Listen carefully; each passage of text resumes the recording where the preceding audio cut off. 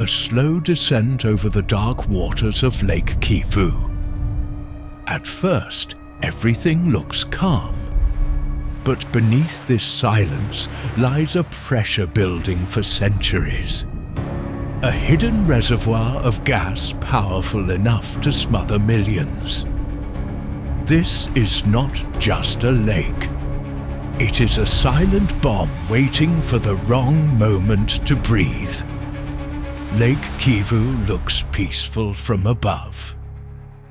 But at night, the water seems to inhale and exhale like a living creature. Under the surface, two separate worlds exist: the harmless upper layer and a deep, motionless dead zone filled with toxic gas. Inside this lower layer lie 300 cubic kilometers of methane and 2,000 cubic kilometers of carbon dioxide. Scientists call it a time bomb. The volcanic system beneath the lake injects new methane every year, slowly swelling the pressure trapped below. Only 2 lakes on Earth store this much gas. One of them was Lake Nyos, which erupted in 1986 and killed 1,746 people in a single night. Kivu is far larger. If it erupts, a silent, invisible gas cloud could roll out for more than 100 kilometers. Scientists mapping the subaquatic volcano discovered active vents, pushing methane upward. The deeper you go, the more oxygen disappears. Down there, fish cannot live.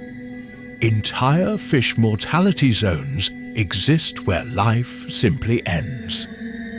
Population vulnerability studies show that if Kivu releases its gases, nearly 2 million people would be consumed by an asphyxiating cloud.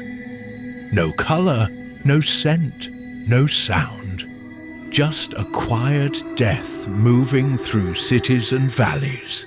But Lake Kivu is more than a geological threat. It is a political battlefield.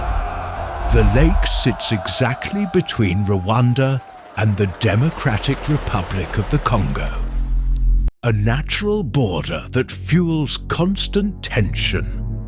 Ownership, gas extraction rights, security. Every issue becomes a spark. Rwanda insists the lake is stable and promotes tourism. Congo warns the danger is real, and neither side wants to blink first. Energy revenue deepens the divide. Rwanda extracts methane and generates up to 30% of its electricity from it. Congo calls this an economic imbalance. Mining lobbies fight for control of the region's valuable minerals, pushing political pressure higher. International groups like the World Bank and IMF support projects here, but their presence fuels debates over foreign influence. Evacuation plans exist on paper, yet none could realistically save millions. A Limnic eruption leaves no time to run, and with no unified emergency protocol, the lake waits beneath unresolved arguments. Meanwhile, Lake Kivu has become a global laboratory. The KivuWatt project, which turns deadly methane into electricity, was called a miracle engineering model by CNN.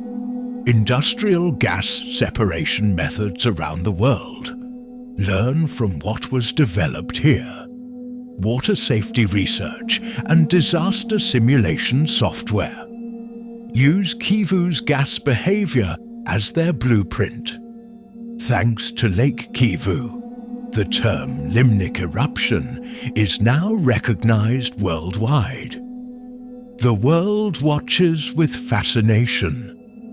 Reuters science alerts explaining the link between volcanic activity and gas buildup went viral. Geology students filming their Kivu field trip became unexpected internet celebrities. A user-made KivuWatt explosion simulation earned more than 50,000 upvotes on Reddit, feeding global curiosity.